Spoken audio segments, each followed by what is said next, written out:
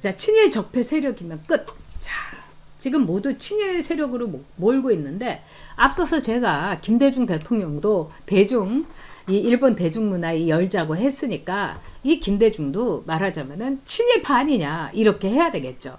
자, 이번에 보면은 왜 저 사람들이 친일 하면서 저렇게 친일에 몰두를 하고 있는가. 그래서 윤미향에 대해서 끌고 가려고 하느냐.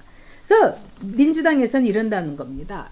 이 정의연, 윤미향의 정의연에 대해서 역사적인 성과, 이거를 훼손시킬 수는 없다. 그러니까 김두관은 윤미향이를 공격하는 것들은 다 친일 적폐 세력이다. 김두관이가 그랬어요. 그러면 뭐 우리 모두 다 적폐 세력입니다. 대한민국 국민이. 왜? 지금 정의연을 정신이 똑바로 있는 대한민국 국민 가운데서 이렇게 응원하는 사람이 어디 있습니까? 그런데 우상호라는 작자는 또 뭐라고 하냐? 윤미향에 대한 공격은 너무 심하다. 아니 뭐가 심합니까? 근데 이 친일 세력에 대해서 왜 저렇게 이 민주당 쪽에서 저렇게 난리를 치냐? 제가 볼 때는 지금요, 이 미통당에서는요, 참 어리석어서 머리가 돌아가지 않아요. 미통당에서 할 거는 뭐냐?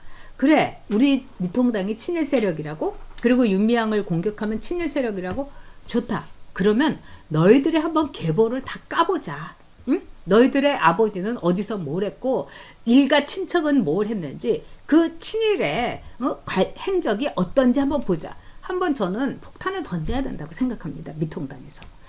한나라 당에서도요, 그때도 뭐든지 친일 행적을 한 거예요. 그러면서 예를 들자면은 박정희 대통령에 대해서는 다카키 마사오, 그리고 박근혜는 이 친일파의 딸이다. 뭐 이렇게 얘기한 거예요. 박정희 대통령이 만주 군관학교 간 거 사실입니다. 근데 그 당시에는 정말 엘리트들이 갔고, 박정희 대통령의 이 그동안의 행적을 보면은 솔직히 얘기하자면 친일적인 만주 군관학교에도 갔었고, 또 이 순천 여순 반란 사건 때 이 군대에서 이 좌익 사상에도 물들었고, 다 그거 있습니다. 그러나 그 당시에 이 시대적 상황 속에서 박정희는 결국은 이 일본에 대해서 끝까지 일본을 꺾기 위해서 반일의 의지가 분명히 있었고요. 그 다음에 또한 박정희는 기본적으로 볼 때 이 자유시장 경제를 너무나 사랑한 사람이었기 때문에 좌익으로 또는 좌파가 될 수가 없는 사람이었어요. 자, 그런데 이렇게 막 공격을 해서 그 당시에 그러면은 한 신문사에서 제가 알기로는 동아일보였던 걸로 기억합니다. 다 조사를 해본 거예요. 그랬더니 웬걸 오히려 그 당시에 열린 우리당, 여루당 쪽에서 다 친일 인사들이 다 나온 거예요. 이미경의 그 아버지, 그렇게 뭐 이미경이 여성운동하고 이미경이도 뭐 이 종군의안부 이거 갖고 막 그냥 치맛바람 일으켰는데, 이미경의 아버지는 또 헌병이었어요. 그래가지고 또 삼촌도 또 무슨 헌병이었고, 그것도 막 말 타고 다니는 아주 거기서 잘 나가던 헌병이었습니다. 그리고 신기남의 아버지는 또 어땠느냐? 고문 순사였어요. 그래가지고 신기남의 아버지가 독립군 찾아가지고 맨날 고문하고 그랬어요. 정동영의 아버지도 말하자면 일제 때 무슨 선거도 나가고 이러면서 순사 끈앞을까지 했고, 뭐 이거 한두 명이 아니에요. 그러니까 나오는 거 보면은 쟤네들이 더 많아요. 저는 그렇기 때문에 얘네들이 뭐든지 친일 적폐로 모는 건 뭘까? 자기네들이 찔려서 그렇다고 생각합니다. 지금요, 정말 문재인이부터 김정숙이부터 그냥 처음부터 끝까지 다 까보면은요, 저쪽에 아마 친일 세력이 더 많을 겁니다. 왜 그런지 아세요? 친일 세력들의 기본은 좌파를 기본으로 하고 있어요. 왜? 그 당시에 친일파라고 했던 사람들은요, 거의 다 일본 유학도 많이 갔고, 또 일본 점령 상황에서 어떻게 보면은 일본에 말하자면은 이 수하 노릇을 많이 한 거예요. 지금 그래서 그 좌파들이 요소요소에 숨어가지고 말하자면은 그동안에 우리나라에서 좌파 운동이 말하자면은 그 친일 세력들하고 손을 잡았던 거예요. 그래서 이 일본이 한동안은 하도 이 좌파들이 많아가지고 그를 막 토벌하려고도 했었는데 결국은 기본적으로 볼 때 친일 세력이었던 사람들이 좌파 세력으로 넘어가고 이런 식의 일종의 순환을 보여준 겁니다.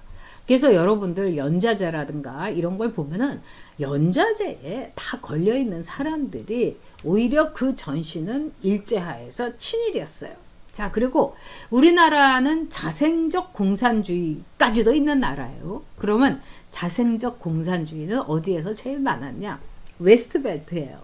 그러니까 충청남도, 그 다음에 전라도 이쪽에서 제일 많았어요. 충청도에선 또 이렇게 리더들이 많이 나왔습니다. 뭐 이주아라든가 김삼룡이라든가 박헌영이라든가 이런 사람들이 다 여러분 처음에는 일본에 뭐 학교도 다니고 또 일본에 대해서 굉장히 신학문을 배운다고 해갖고 그쪽으로 같이 있었어요. 그러다가 나중에 이제 좌익으로 돌아간 이런 경우가 많죠. 그래서 연좌제를 통해서 피해를 봤다고 하는 이 좌익의 후손들 있죠. 그런데 그걸 보면은 친일하고 딱 맞닿아 있어요. 그렇기 때문에 이것들이 친일 적폐 세력에 대해서 저렇게 왜 거품을 물고 있나? 다 자기네들의 말하자면은 이 백그라운드 이게 들통날까봐 그러는 겁니다. 오히려 옛날에도 그런 말이 있었잖아요. 응? 정말 이 맞은 사람은 가만히 있는데 옆에서 그냥 같이 때려라 이렇게 훈수두던 사람이 오히려 피해자인 척 한다고요. 5.18 민주화 항쟁에서의 피해자들도 그런 사람들이 많고요. 그 다음에 4.3 사건에 있어서도요. 이른바 피해자들 이런 사람들이 지금 어떤 사람이냐면 그 당시에 완장차고 다니던 사람들 공산주의 마크 이 집안 내력 이런 사람들이 많아요. 진짜 가슴 아픈 피해자들은 침묵을 지키고 있습니다. 그래서 지금 이 4.3 사건에 대해서 저도 이렇게 제주도에 가서 이렇게 많은 분들의 얘기를 직접 듣고 그러면 그분들 사이에서도 굉장히 복잡해요. 그리고 또 어떤 분들은 우리는 여기에 끼기 싫다. 오히려 더 많은 피해를 받는데도 불구하고. 그리고 이제 제주도의 경우에는 호남에서 건너간 분들이 많고 이분들이 말하자면 좌익의 사상을 갖고 남로당 조직을 창건한 경우가 많아요.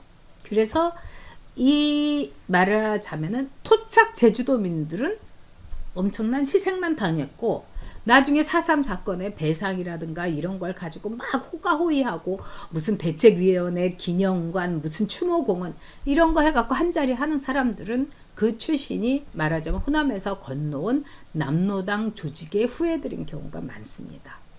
사실이에요, 여러분. 자, 그런 점에 있어서 자, 이 친일 적폐 세력이면 끝. 이거 결론 내드리겠습니다. 바로 자기네들이 친일 적폐 세력이기 때문에 자기네들의 방패막이 쉴드를 치는 게 지금 친일 적폐 세력을 뭐 청산한다 하는 좌파들의 속내인 겁니다. 좌파들의 그 본 얼굴 친일입니다, 여러분. 오히려 우리 우파들은요 정말 독립운동 하다가 저 만주로 도망가고 뭐 이러면서 진짜 이 적폐 세력이 될 수도 없었어요. 그리고 자식들 제대로 키우지도 못했고요. 그런 점에서 참 가슴 아픈 일이죠.